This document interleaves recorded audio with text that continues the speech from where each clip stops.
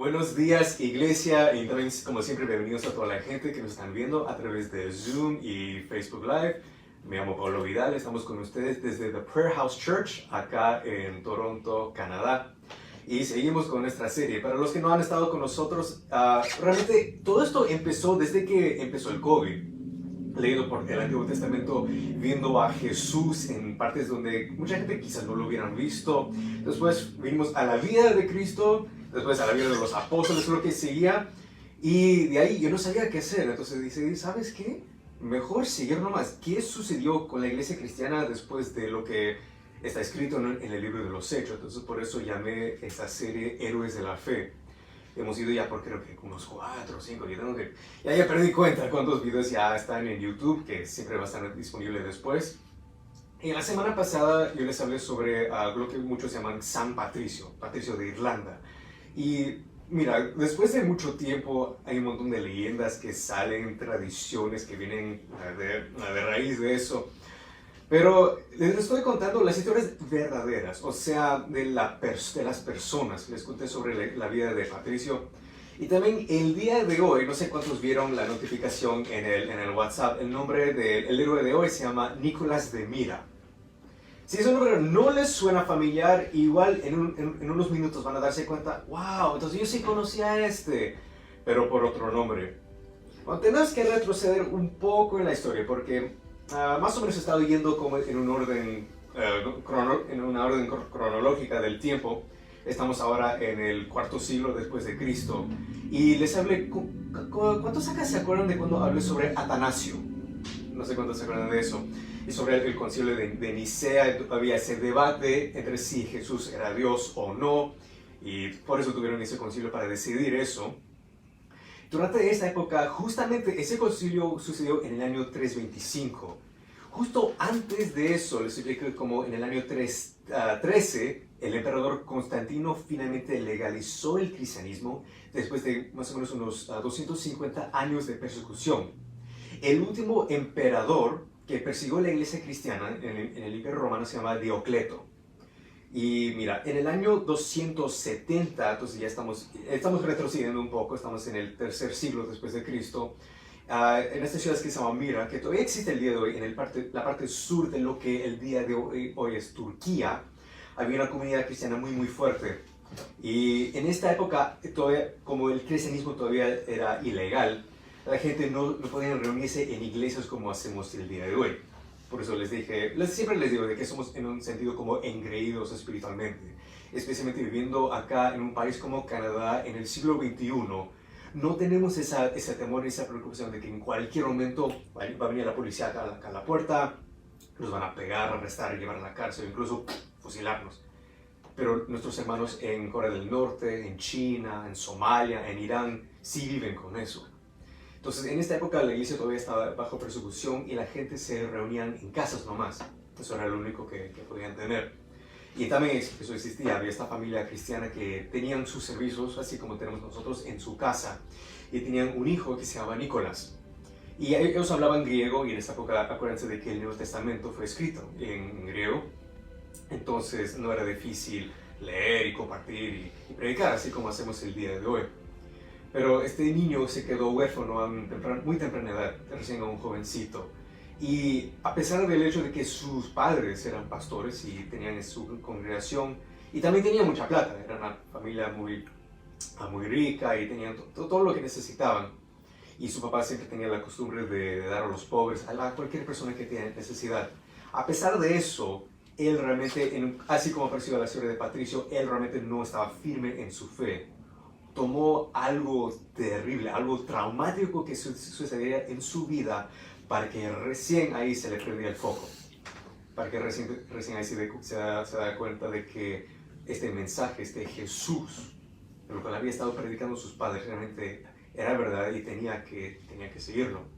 Entonces, con la plata que había heredado directamente de sus padres, él aprovechó de tomar un viaje realmente no le quedaba tan lejos, del sur de Turquía hasta lo que conocemos el día de hoy como Israel, la Tierra Santa.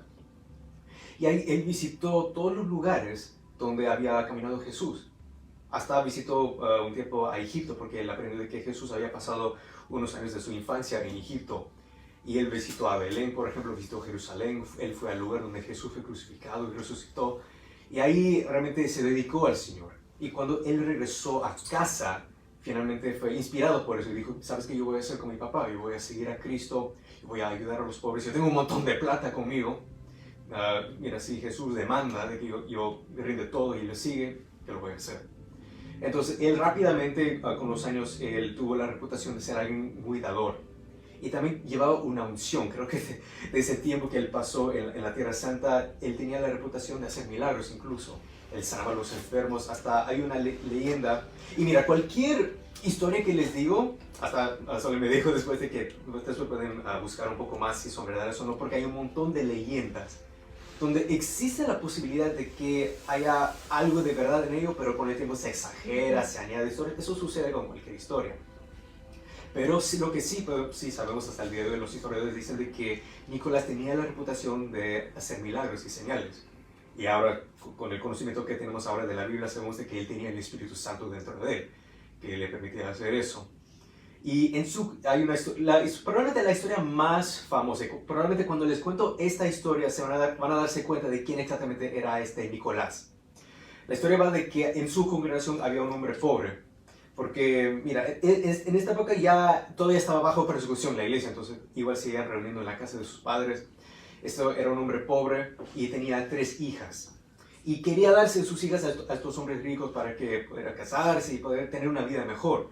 Pero él no tenía suficiente plata para dar, en español se llama la dote, ¿no? Sí, gracias. La dote para dar. Entonces, si no podían casarse sus hijas, no iban a tener otra opción sino que irse a la calle y tú sabes hacer qué. La única otra manera de ganar plata en esa época.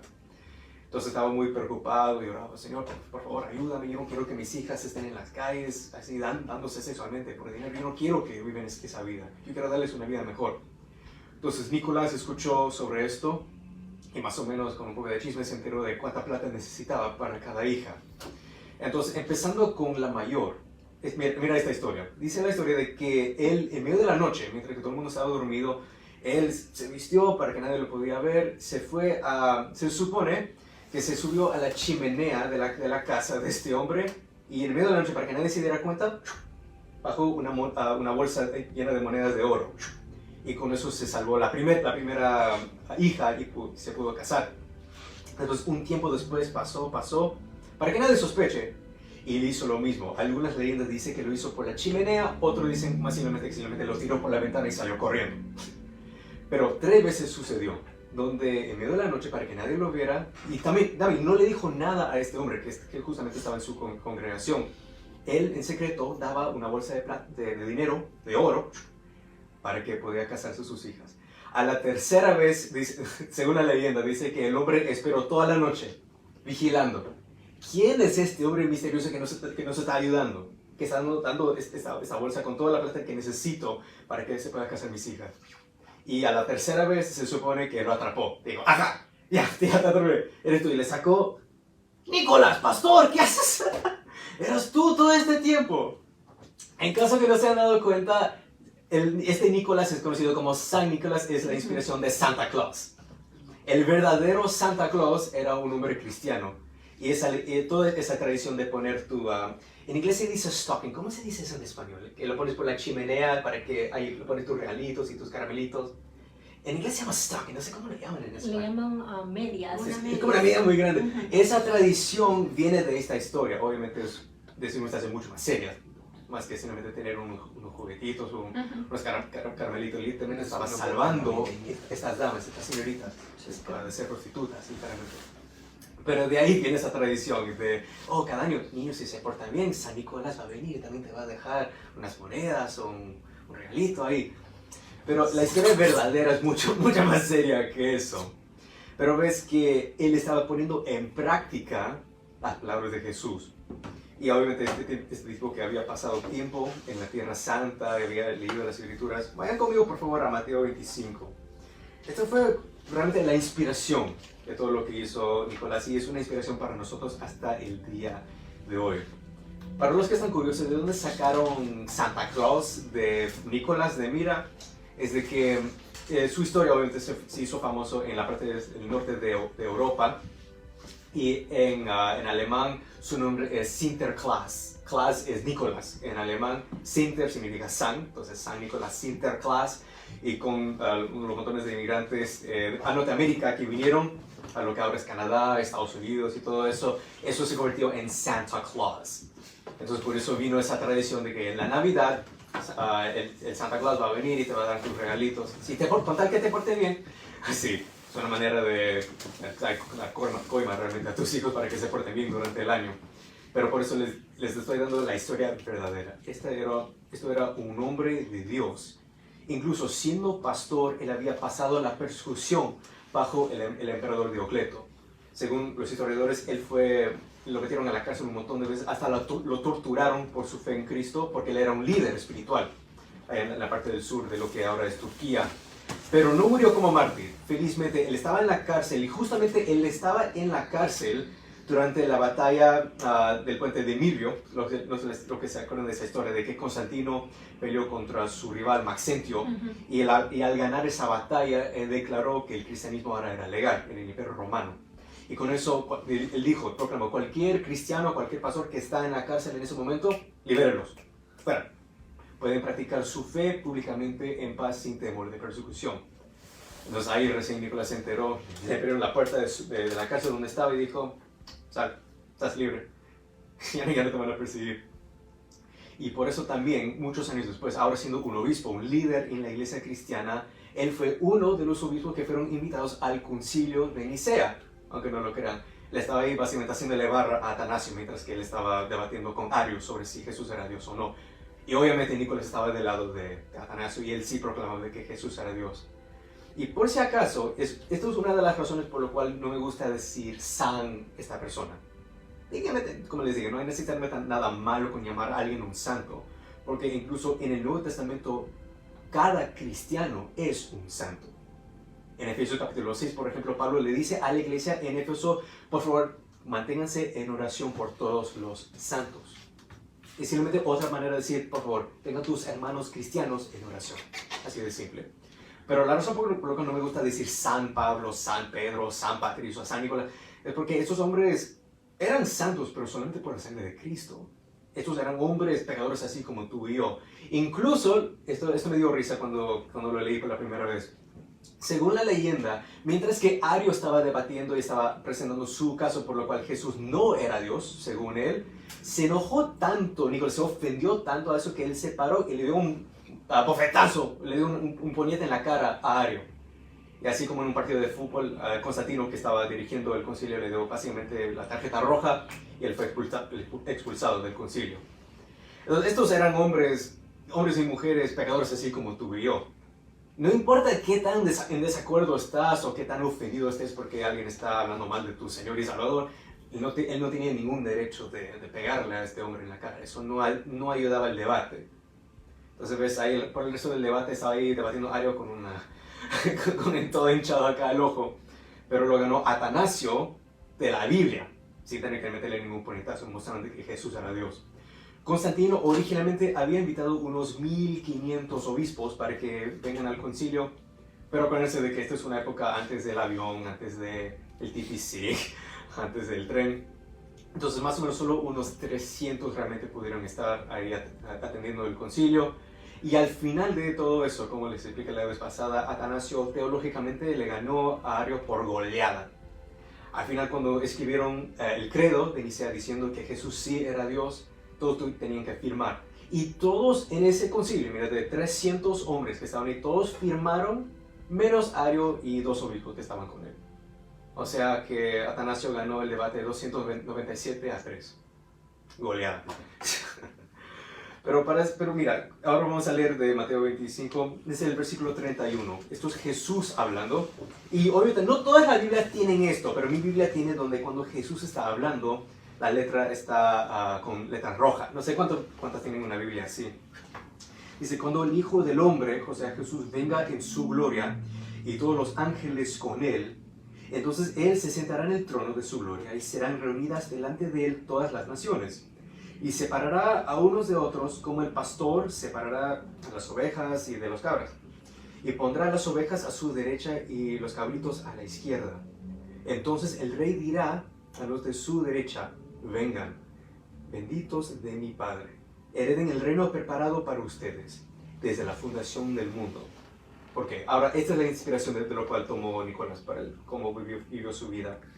Porque yo tuve hambre y tú me diste de comer. Yo tuve sed y me dieron de beber. Yo fui extranjero y me recibieron en su casa. Estuve desnudo y me vistieron. Enfermo y me visitaron. Me vistieron enfermo y me visitaron en la cárcel y vinieron a mí. Entonces los justos le responderán diciendo, Señor, ¿cuándo te vimos hambriento y te dimos de comer? ¿O sediento y te dimos de beber? ¿Cuándo te vimos como extranjero y te recibimos en casa? ¿O desnudo y te vestimos? ¿Cuándo te vimos enfermo en la cárcel y te visitamos? El rey le responderá, Jesús le dirá, en verdad les digo que en cuanto lo hicieron a uno de estos hermanos míos, aún a los más pequeños, a mí lo hicieron. Y desde el 41 hasta el final es el opuesto de eso. Él dirá a los que están a su lado izquierdo, apártense de mí, malditos, al fuego eterno que ha sido preparado por el diablo y sus ángeles, ni siquiera para ustedes. Porque cuando yo tuve hambre, no me diste de comer. Cuando yo tuve sed, no me diste de beber. Cuando fui extranjero, no me recibieron, no me visitaron cuando estaba enfermo en la cárcel. Y dirán, Señor, ¿cuándo te vimos y no hicimos todo esto para ti? Y Él responderá, en verdad les digo que en cuando ustedes no hicieron esto, incluso para el más pequeño entre estos, tampoco a mí lo hicieron. Entonces, les cuento todas estas historias y les comparto, les hago reír un poco y también cuando vayan a casa también quizás busquen un poco, no solamente para aprender historia. Obviamente hay mucha historia involucrada en esto, les estoy enseñando la historia, es nuestra herencia espiritual como cristianos. Nosotros no deberíamos, si nosotros somos cristianos, no deberíamos ser ignorantes de nuestra historia. Deberíamos invertir un poco de nuestro tiempo para aprender un poco. Oye, ¿por qué exactamente creemos de que Jesús es Dios? ¿Por qué exactamente el cristianismo fue perseguido y después ya no? ¿Quiénes fueron estos hombres de Dios que hasta el día de hoy tienen una reputación? Obviamente el mundo tiene el Santa Claus. Tiene esta figura que siempre en la Navidad, hasta en los malls. Yo trabajo en un mall acá en la ciudad de Toronto y cada invierno, que no pienso que debe ser cerca de la casa también, siempre hay un tipo ahí vestido como Santa Claus. Ahí está sentado y los niños vienen ahí, le toman la foto y dicen, ¿qué quieres para la Navidad? Y no, todo eso, right? Y nos da risa. Pero es un poco triste cuando piensas el origen de esto. La gente se olvida quién era el verdadero Nicolás de Mirna. Un hombre de Dios que daba todo. Mira, él tenía riqueza que le había heredado a sus padres. Él podría haber sido egoísta, así como la mayoría de nosotros. Si nosotros ganamos la lotería, también vamos a tener esa tentación. Pero él decidió dar. Él decidió seguir a este Jesús, lo cual sus padres habían estado siguiendo hasta el día que ellos murieron. Y él tenía que tomar una decisión. Y hasta el día de hoy, la razón por la cual nos acordamos de él no era por sus riquezas, sino por el hecho de que él daba. Era un dador. Y aun cuando no tenía plata, eventualmente se quedó misio como cualquier otro, él igual tenía la unción, él tenía el Espíritu Santo habitando en él, que tenía la reputación de sanar a los enfermos hasta resucitar a los muertos. E incluso hay una historia de que dice que él viajaba de ida y de regreso de lo que es Turquía hasta Israel. Y en una ocasión, como estaban en medio del mar Mediterráneo, hubo una tormenta, así como sucedió con Jesús y con Jonás. Y todos ahí preocupados porque se iban a hundir. Y él oró con fe, así él se acordó de lo que había hecho Jesús. Y él oró, Señor, ten piedad. Él ordenó en nombre de Jesús que se calme este mar, que se calme la tormenta. Y adivinen lo que sucedió. Por la unción que él tenía, por el Espíritu Santo que estaba dentro de él, que decía, yo todavía tengo un montón de trabajo para ti. No es tu tiempo, yo no voy a dejar que mueras antes de tu tiempo. Entonces, por la unción que él tenía, se calmó el mar. Y todos los que estaban en el barco con él recibieron a Jesús como Señor y Salvador al ver este milagro. Y siguió predicando. Y como él tuvo la suerte de que justamente cuando ya era adulto, ahí recientemente se hizo legal el cristianismo, él no murió como mártir, como muchos otros héroes de la fe. Él murió más o menos en el año 343, pero ya como viejo, como anciano. Pero su historia sigue hasta el día de hoy, por esa razón les compartí eso. Mira, al inicio, cuando yo mencioné Nicolás de Mira, ¿cuántos sabían de que era Santa Claus? Una, dos personas sí lo conocían, pero la mayoría no. Dice, wow. En inglés se dice, wow, Santa Claus is real. Santa Claus es real. Pero olvídate de los regalitos, olvídate del Rodolfo y los renos y todo eso que él vive en el Polo Norte. Eso son leyendas y cosas que vinieron mucho después. El verdadero Nicolás era un hombre de Dios que servía a la gente. Hasta el día que él murió y se fue con el Señor, él nunca paraba de dar. Aun cuando él no tenía plata, así como decía a Pedro y Juan, si se van a esa historia, decían, yo no tengo ni plata ni oro para darte, pero lo que sí tengo, te voy a dar. Y a ese hombre que era un paralítico que no podía caminar, le tomaron de la mano y dijeron, en el nombre de Jesús de Nazaret, levántate y camina. Y como les dije la vez pasada, así como Patricio, podemos orar. Dice, Jesús dijo, ustedes no tienen, no porque Dios no quiere dar, ustedes no tienen porque no piden. Cualquier cosa que ustedes piden a mi Padre en mi nombre, se lo dará. Si ustedes quieren el don, quieren la unción del Espíritu Santo, si quieren ser como Nicolás, mira, ni siquiera tienes que irte a la Tierra Santa. Desde ahora tienes acceso. Somos tan suertudos de tener esto en nuestras manos, en nuestro idioma. Para mí 2 idiomas, inglés y español. Nosotros podemos orar, Señor, dame esa unción. Señor, y cuando yo tengo mucho que dar, Señor, quítame ese egoísmo, quítame todo eso que dices, no, sabes que te va a faltar, no, dar. Escuche, no sé si fue Nicolás o otro héroe de la fe que dijo, sabes que dar en caridad, dar a los pobres, nunca disminuye tu plata, porque Dios siempre te lo devuelve, de una forma o la otra. Pero así como siempre hacemos, así como y tuvo que hacer Nicolás, cuando murieron sus padres, él tuvo que tomar una decisión. Y cada uno de nosotros también tenemos que tomar una decisión. Porque un día todos nosotros vamos a estar frente al Rey, si me entienden. Y mira, nosotros somos salvos por gracia. El Nuevo Testamento lo dice así muy claro, somos salvos por gracia a través de la fe y no por obras para que nadie se enfade. Pero a pesar de eso, dice en el próximo versículo, eso viene de Efesios capítulo 2, dice que el Espíritu Santo nos está llamando, llamando a hacer buenas obras, no para ser salvos, sino por el hecho de que nosotros fuimos salvados. Por el hecho de que ahora el Espíritu de Dios está habitando dentro de nosotros, no hay otra cosa que podemos hacer más que ser como Cristo. Ser como estos hombres de Dios que daban todo. Para que cuando vemos a alguien con hambre, le damos de comer. Si están con sed, dales algo de beber. Si no tienen ropa, regálale. Si están enfermos o en la cárcel, no tienen a nadie que los atienda, vaya tú. Porque dice Jesús que, mira, Él está sentado a la derecha del Padre. Pero Jesús ama tanto, incluido, como dice acá, a uno de los más pequeños, que Él toma personalmente cualquier ofensa contra ellos. Él lo toma de una manera tan personal. Por eso le dicen, Jesús, ¿cuándo te vimos? La mayoría de discípulos de Jesús nunca lo han visto en persona, quizás en un sueño a lo máximo, pero en persona no. Nunca te vimos con hambre ni con sed, nunca te vi enfermo en la cárcel. ¿Cómo pude hacer todo esto? Jesús dice, yo quiero que ustedes traten a cualquier persona con necesidad alrededor tuyo como si fueran bien. Así como tú me ayudarías por el hecho de que yo soy Dios, yo quiero que tú ayudes incluso a los más pequeños, los más despreciados de la sociedad. Si tú puedes hacer eso, yo lo voy a tomar como si tú hubieras hecho ese acto de bondad, ese acto de misericordia para mí. Entonces por eso dice el opuesto también, por el otro lado, los que rehúsen, los que dicen, no, yo no voy a dar, yo no voy a ayudar a nadie, Jesús lo toma eso como ofensa, tú no ayudaste a mí. Y eso espero que eso les prenda el foco a muchas personas, pero ahora tenemos esa decisión que tomar. Primero, rendir a Dios. Y no solamente es una creencia, no solamente es creer como de una manera consciente o intelectual. Intelectualmente, tú puedes creer en Jesús. Tú puedes decir, yo creo, porque hay demasiada evidencia de que Jesús realmente es Dios, de que fue crucificado y al tercer día resucitó.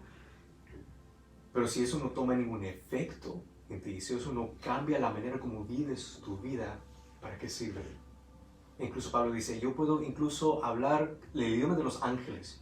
Hasta yo puedo dar mi vida como mártir, como muchos tuvieron que darse en el Imperio Romano. Pero si no tengo amor, ágape, el amor del Espíritu Santo, nada, no sirve para nada. Entonces el día de hoy vamos a orar por dos cosas. Uno, rendir ante Dios. Y dos, que su Espíritu Santo ahora habite en ti para que puedas hacer las obras que hizo Jesús. Y con esa unción ser, como dice en otro pasaje, las manos y los pies de Cristo. Así como hizo Nicolás, que él dio todo y cuando no podía dar financieramente, él daba la unción del Espíritu Santo. Él sanaba a los enfermos, él resucitaba muertos, él liberaba a gente que estaba en cautividad espiritual por demonios, hasta el día que él falleció y se fue con el Señor. Es por esa razón que les estoy trayendo todas estas historias, para aprender de ellos, ser inspirado por ellos. Entonces vamos a orar en este momento como siempre hacemos. Es la oportunidad. Nunca queremos dejar ninguna oportunidad, ningún domingo, ninguna prédica, ninguna oportunidad para que pase, para que la gente reciba al Señor. Reciben a Jesús como Señor y Salvador. Hay muchos casos y un montón de testimonios que hemos escuchado durante los años. De gente que de casualidad escucharon esta prédica en Facebook, en YouTube, donde sea, por Zoom incluso, y literalmente solo semanas después estaban delante del Rey. ¿Sí me entienden? Nunca sabemos cuándo va a ser nuestra última oportunidad para arrepentirnos de nuestros pecados y hacer un bien con el Señor a través de la sangre de Cristo.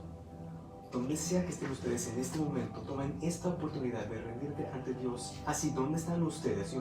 No tienen que repetir lo que yo digo, simplemente decirle a Dios, ten piedad, ten misericordia de mí, un pecador o pecadora. Y cualquier pecado que ustedes tienen que confesar ante Dios, hazlo en este momento. Porque dice la palabra de que si nosotros confesamos nuestros pecados, nuestro Dios es justo y fiel. Él perdonará nuestros pecados y nos limpiará de toda maldad, toda iniquidad. Así, ven ante Dios, tu Rey, con confianza. Él está esperando que tú te rindes ante Él. Decía, Señor, yo te necesito. Yo necesito tu amor, tu misericordia, tu piedad. Yo quiero que tú me limpies de toda maldad. Y si ustedes nunca han recibido a Jesús como Señor y Salvador, dice muy claramente la Biblia cómo hacerlo. Es arrepentir de tus pecados, como has hecho en este momento, y hacer esta declaración conmigo.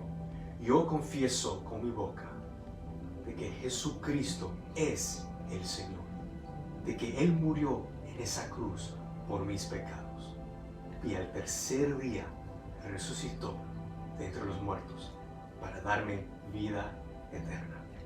Y ahora pídele. Espíritu Santo, ese mismo Espíritu Santo que estaba dentro de Nicolás también. Yo quiero que tú habites en mí. Quita de mí todo egoísmo, cualquier cosa que me impide dar a los que necesitan. Yo quiero que tú me des tu corazón. Dame tus ojos, Señor, para ver este mundo de necesidad. Yo quiero ver a los que están hambrientos para que yo les pueda dar de comer. Yo quiero ver a los sedientos para que les pueda dar algo de tomar. Yo quiero ver a la gente que no tienen que ponerse, están ahí desnudos para que yo les pueda dar lo que yo tengo. Los que están enfermos o en la cárcel, yo quiero visitarlos, Señor. Dame esas oportunidades para ser como tú, para amar a estas personas, amar a este mundo que está tan lleno de necesidad, así como tú me amaste. Nosotros amamos y Nicolás amó porque tú nos amaste primero. Y con eso, como siempre, damos toda la gloria y la honra a Dios Padre, Dios Hijo y a Dios Espíritu Santo.